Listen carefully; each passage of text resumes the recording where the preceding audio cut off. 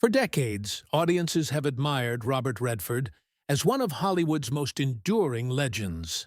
Yet, as his life drew toward its final chapters, the actor-director stunned many by breaking his silence about his relationship with fellow icon Jane Fonda.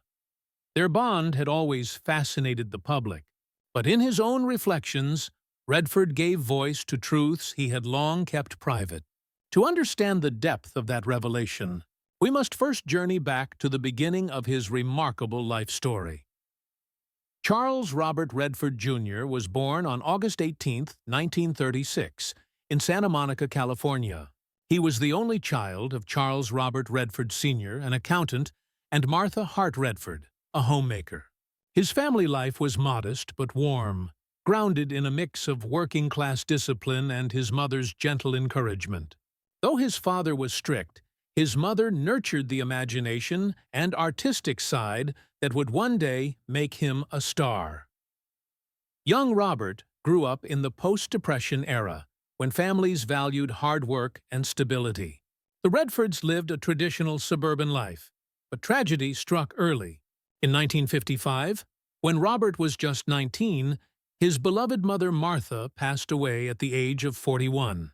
Her death was a devastating blow, leaving him with a sense of loss that would shape his emotional depth as an actor and storyteller. Robert later spoke about her influence, crediting her unwavering belief in him as one of the greatest gifts of his youth. As a child, Redford was known for his restless energy. He excelled in sports, particularly baseball, and for a time he dreamed of pursuing a professional athletic career. His athleticism gave him discipline, but his creativity often made him restless in a world that demanded conformity. Growing up in Southern California, he was also surrounded by the glamour of Hollywood, though at the time it felt distant and unattainable. Education was a challenge for Redford. While he attended Van Nuys High School, he often found himself more interested in drawing and daydreaming than academics. Still, he possessed a natural charisma that drew others to him. After graduating in 1954, he earned a baseball scholarship to the University of Colorado, Boulder, but his time there was short-lived. A lack of focus and growing reliance on alcohol derailed his academic and athletic path. He was eventually asked to leave the university, a turning point that could have ended his ambitions altogether. Yet adversity sparked reinvention. After leaving Colorado, Redford traveled to Europe, immersing himself in art and culture. He studied painting in Paris and Florence, fascinated by the freedom of expression he saw abroad. It was during these travels that he first began to consider the possibilities of storytelling beyond canvas and brush. Art awakened a deeper desire to communicate, and soon his attention shifted toward the world of theater. On returning to the United States, Redford enrolled at the American Academy of Dramatic Arts in New York City. It was here, in the mid-1950s, that his natural talent for performance began to shine. Initially shy, he learned to channel his emotions into roles that demanded honesty and vulnerability. He also studied painting at the Pratt Institute, balancing his artistic pursuits with a growing passion for acting. The late 1950s were a time of discovery. Redford appeared in small stage productions, slowly building his confidence and reputation. His good looks set him apart, but it was his intensity and focus that caught the attention of instructors and directors. He had found his true calling. Acting was no longer just an experiment, but a destiny. These formative years were marked by contradictions. The grief of losing his mother, the missteps of youth, the discipline of athletics, and the creative awakening in Europe. Together, they shaped the foundation of a man who would one day become not just an actor, but a director, activist, and cultural icon. What made Robert Redford's journey unique was his refusal to let setbacks define him. He transformed pain into resilience and mistakes into lessons. His early life was not marked by privilege or instant success, but by trial, failure, and the determination to keep moving forward. This was the soil from which his legendary career would grow, a career that would eventually intertwine with Jane Fonda, another child of Hollywood legacy. But before the world knew them as co-stars, before the whispers of rivalry or romance, they were simply two individuals on their own winding paths to greatness. As Redford began to step onto the stages of New York, the world had no idea that this restless young man from Santa Monica would soon capture the hearts of millions. His early life, with its tragedies and triumphs, gave him the depth and humanity that would define his performances. And it is through this lens that we must view the later revelations he shared, truths not only about himself, but about those who played pivotal roles in his life, including Jane Fonda. By the late 1950s, Robert Redford was slowly carving out a place for himself in the world of performance. He began where many ambitious actors of the time did, on television. Guest appearances on shows like Maverick, Perry Mason, and Alfred Hitchcock Presents gave him the chance to hone his craft. While these roles were modest, they showcased his natural presence, a quiet magnetism that drew the eye even when he had only a few lines. His early years in the industry were not without struggle. Redford had to fight against the perception that he was simply another handsome face. Hollywood, then as now, was eager to place actors into molds, and his striking looks risked typecasting him in shallow, romantic parts. But beneath the golden hair and piercing blue eyes was an actor determined to be taken seriously. His breakthrough on Broadway came in 1963 with Neil Simon's Barefoot in the Park, where he starred opposite Elizabeth Ashley. The play was a smash hit, and critics took note of Redford's impeccable comedic timing and his ability to balance charm with sincerity. Night after night, he filled the theater with laughter and warmth, proving he was more than just a matinee idol. The role would become a defining moment in his career and opened the door to Hollywood stardom. Film soon came calling. His first significant movie appearance was in War Hunt, 1962, but it was his reprisal of the Broadway role in Barefoot in the Park, 1967, this time opposite Jane Fonda, that solidified him as a leading man. Their on-screen chemistry was undeniable, sparking not only critical acclaim but public fascination. This was the beginning of a professional partnership and a personal connection that would follow them throughout their careers. The late 1960s brought Redford to the forefront of a new wave of American cinema. In 1969, he starred alongside Paul Newman in Butch Cassidy and the Sundance Kid, a film that would cement his legacy. As the Sundance Kid, Redford exuded a mix of rebelliousness, wit, and rugged charm. The film was a massive success, both critically and commercially, and remains one of the most beloved westerns ever made. The camaraderie between Redford and Newman became legendary, setting a new standard for on-screen partnerships. With the success of Butch Cassidy and the Sundance Kid, Redford became a household name. The 1970s were his golden era. He delivered powerful performances in films like The Candidate, 1972, where he portrayed an idealistic young politician, and Jeremiah Johnson, 1972, where his solitary mountain man reflected the countercultural spirit of the time. Each role revealed a different facet of his range, proving his ability to embody both vulnerability and strength. Perhaps one of his most iconic roles came in The Sting, 1973, a reunion with Paul Newman. The film's intricate plot, dazzling style, and the effortless chemistry between its two leads made it an instant classic. Redford's performance earned him an Academy Award nomination for Best Actor, solidifying his place among Hollywood's elite. During this period, Redford also starred in All the President's Men, 1976, playing journalist Bob Woodward alongside Dustin Hoffman's Carl Bernstein. The film, dramatizing the Watergate scandal, was both timely and culturally significant. It showcased Redford's commitment to roles that were not just entertaining, but meaningful. His work on the film demonstrated his growing interest in using cinema as a tool for social commentary, a theme that would carry into his later work as a director. Yet, for all his successes, Redford faced challenges. His looks continued to draw attention, and some critics questioned whether his stardom was based more on appearance than talent. He also wrestled with the Hollywood system, which often prioritized profit over substance. But rather than bending to the pressures of the studio system, he began seeking greater creative control. By the 1980s, Redford had stepped behind the camera. His directorial debut, Ordinary People, 1980, stunned the industry. The film, a deeply emotional exploration of family grief, won 4 Academy Awards, including Best Picture and Best Director for Redford. In one stroke, he proved himself not only a leading actor, but a visionary director capable of crafting profound, intimate stories.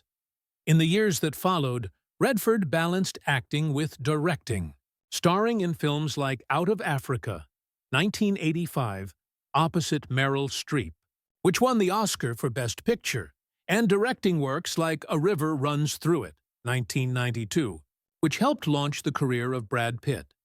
His artistry extended beyond personal success. He used his influence to nurture the next generation of filmmakers, perhaps. His most enduring contribution outside acting and directing was the founding of the Sundance Institute in 1981, which would later give birth to the Sundance Film Festival. Dedicated to supporting independent filmmakers, Sundance became a haven for voices often ignored by Hollywood.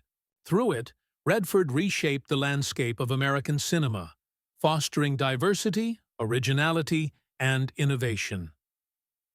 The rise of Robert Redford was not just the story of a handsome actor who charmed audiences. It was the story of a man who continuously reinvented himself. Actor, activist, director, and mentor. His career trajectory reflects both the highs of Hollywood, glamour, and the substance of meaningful artistry. And woven into this ascent was the recurring presence of Jane Fonda. From their earliest days as co-stars to later collaborations, their professional chemistry mirrored a more personal connection, one that would remain a subject of speculation for decades. It is this connection, and Redford's final words about it, that still captures the public imagination. While Robert Redford's career was soaring, his personal life was filled with both joys and profound sorrows. Behind the glamorous headlines and public appearances was a man navigating marriage, fatherhood, heartbreak, and complicated romances. In 1958, when he was just 21, Redford married Lola Van Wagenen, a history student he had met in Los Angeles. Unlike many Hollywood unions, theirs was not born in the glare of fame, but in a shared sense of idealism. Lola was intelligent, socially conscious, and deeply committed to education and activism, qualities that resonated with Robert's own values. Together, they built a family life that initially seemed far removed from the glitz of Hollywood. Their marriage produced 4 children: Scott Anthony Redford, born in 1959, Shauna Jean Redford, born in 1960, David James Jamie Redford, born in 1962, and Amy Hart Redford, born in 1970.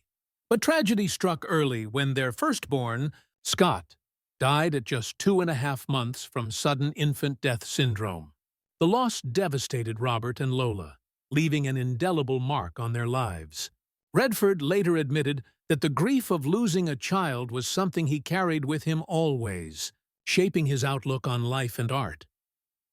Despite their shared sorrow, the couple raised their 3 surviving children with a sense of stability unusual for Hollywood families. Shauna pursued a career as a painter. Jamie became a documentary filmmaker and philanthropist, and Amy followed her father into acting and directing. For Redford, fatherhood was both grounding and inspiring. He often spoke of wanting to protect his children from the harsh spotlight that fame inevitably brought, encouraging them to carve their own paths. Yet even with this devotion to family, the marriage between Robert and Lola grew strained. His rising stardom meant long stretches away from home, intense media attention, and the pressures of being an international celebrity. By 1985, after nearly 3 decades together, they divorced. The split was amicable, rooted not in scandal but in the gradual divergence of their lives. Still, it marked the end of an era for Redford, who had always valued the stability that marriage brought. In the years following his divorce, Redford was linked to several high-profile women. His charisma, combined with his status as one of Hollywood's most desirable leading men, made him a subject of constant speculation. Among his rumored romances was Sonia Braga, the Brazilian actress known for her fiery screen presence, though neither ever spoke openly about the relationship. In 1996, he began a relationship with Sibylle Sagers, a German-born painter. Their bond was built not on Hollywood glamour, but on shared artistic sensibilities and a deep connection to nature. After more than a decade together, Redford and Sibylle married in 2009 in a quiet ceremony in Hamburg, Germany. Unlike his first marriage, which had been lived partly in the public eye, his relationship with Sibylle was private, calm, and enduring. They remained devoted companions through the final decades of his life. But beyond marriages and long-term relationships, one name continued to surface in connection with Robert Redford: Jane Fonda. Their professional partnership, spanning films like Barefoot in the Park, 1967, The Electric Horseman, 1979, and later Our Souls at Night, 2017, was laced with undeniable chemistry. Audiences sensed something deeper, something unsaid between them. Jane Fonda, herself the daughter of legendary actor Henry Fonda, was both a contemporary and, in many ways, a mirror of Redford. Both were politically outspoken, both carried personal tragedies, and both used their celebrity to advocate for causes larger than themselves. Off-screen, they shared a mutual respect and affection that sometimes led the public to wonder if their bond ever crossed into romance. Over the years, Fonda admitted to having deep feelings for Redford, even confessing in interviews that she had long been in love with him. Redford, on his part, remained more reserved, always protective of his privacy. But their frequent collaborations and their warm rapport fueled decades of speculation. The truth, as both later revealed, was more complex. They were friends, confidants, and collaborators. But the timing of their lives, his marriages, her relationships, their careers, never aligned to allow for anything more. Still, the depth of their connection was real, and it became one of the most enduring relationships in Hollywood history. Even in his later years, Redford spoke with admiration of Jane Fonda, highlighting her courage, intelligence, and ability to reinvent herself. Their relationship defied simple labels, existing in a realm between friendship, professional partnership, and unspoken emotional bond. Behind the public fascination with Redford's relationships lay a private man deeply affected by love and loss. His marriages revealed his need for stability. His romances reflected his passion, and his friendships, especially with women like Jane Fonda, showed his respect for kindred spirits. In many ways, his personal life mirrored his films, layered, complex, and always anchored by a search for authenticity. Whether as a young husband grappling with tragedy, a father striving to raise grounded children, or a partner seeking companionship in later years, Robert Redford lived his relationships with the same sincerity he brought to his art. As he approached his final days, it was inevitable that he would reflect not just on his career, but on the people who had defined his life. And among those figures, none loomed larger than Jane Fonda. The truth he finally revealed about their connection would both surprise and move those who had followed their intertwined journeys for decades. Robert Redford, in the final chapter of his life, broke his silence on his long and complex relationship with Jane Fonda. For decades, fans and critics alike speculated about the true nature of their bond. Were they simply co-stars, professional allies, or something deeper that went unspoken?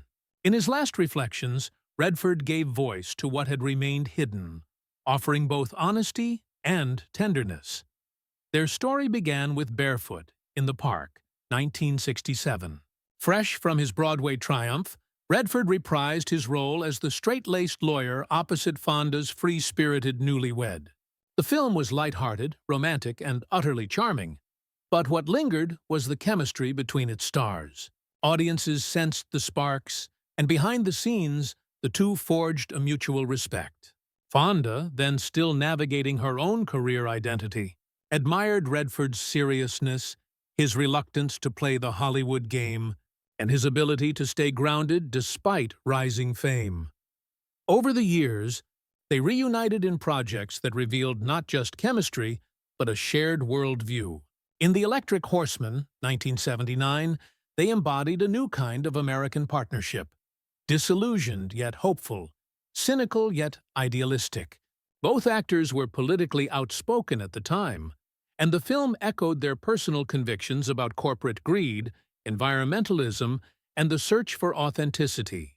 Their off-screen conversations mirrored the themes of the film, and by then, their friendship had matured into something more profound, a kinship that was rare in Hollywood. For decades, the public wondered, was there romance? Both denied it, but Fonda was candid later in life. She admitted that she had long carried affection for Redford, even confessing that she loved him. Her openness contrasted with his privacy. Redford, ever guarded about his personal life, avoided confirming or denying such emotions. It was part of his mystique. He protected not only himself, but those close to him from the relentless curiosity of the press. But in his final years, Redford allowed the truth to emerge. In conversations with friends, and later hinted at in interviews, he acknowledged that his relationship with Jane Fonda had always been more than mere collaboration. While it had never blossomed into romance in the traditional sense, life, timing, and commitments always intervened, he admitted there was a deep emotional bond. He described Fonda as a soulmate, someone whose energy, intelligence, and passion mirrored his own. Jane was the partner I never had in real life, but always had on screen, he once reflected. There was a trust between us that you don't find often in this business. She understood me. These words struck a chord because they revealed what audiences had always sensed, that their connection was not about Hollywood gossip, but about something more enduring, mutual understanding. Redford confessed that part of his silence came from a desire to protect that bond. To label it, to expose it, would have cheapened what they shared. Instead, he chose to let it live in their work, preserved in celluloid for generations to see. Their final collaboration, Our Souls at Night, 2017, was a fitting coda to their story. Playing aging neighbors who find companionship in later life, Redford and Fonda brought decades of unspoken history to the screen. Their performances carried a quiet intimacy, a reflection of truths lived off-camera. The film was gentle, tender, and deeply moving, almost as if the two were finally allowing themselves, and their audiences, a glimpse of what had always been there. For Redford, the film was more than just a role. It was a chance to honor their bond. In interviews promoting the project, he hinted at the personal significance of working with Fonda again. There's always been a connection with Jane, he said. It's hard to explain, but it's there. It always has been.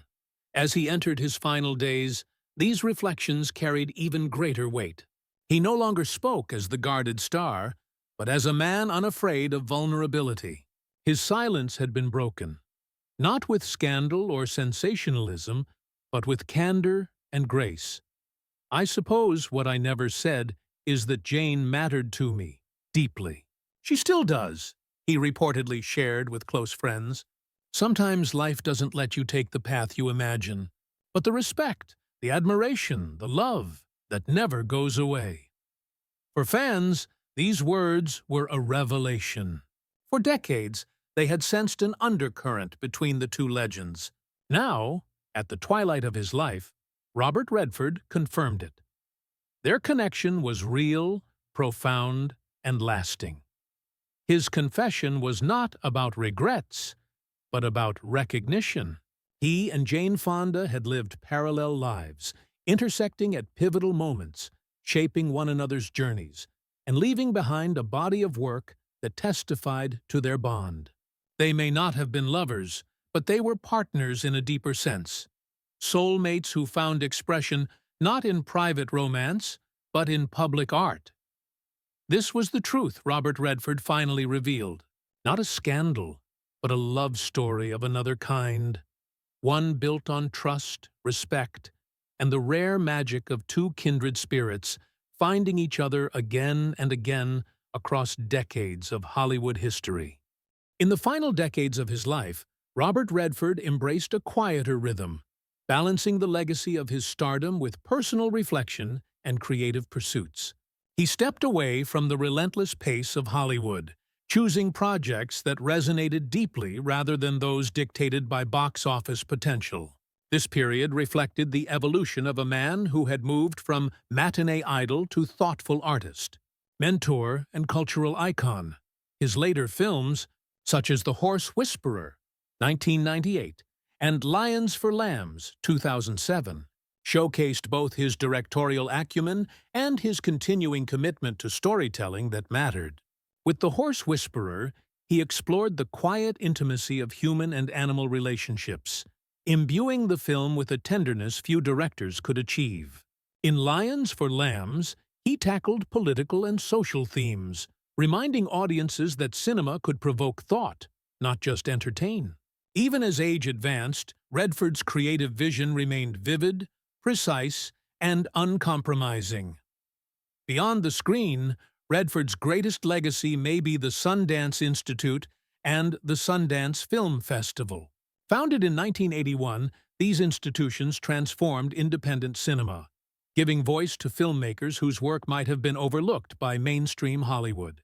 Under his guidance, Sundance became a launching pad for innovators like Quentin Tarantino, Steven Soderbergh, and Chloe Zhao, ensuring that the future of filmmaking was as vibrant and challenging as the past he helped define.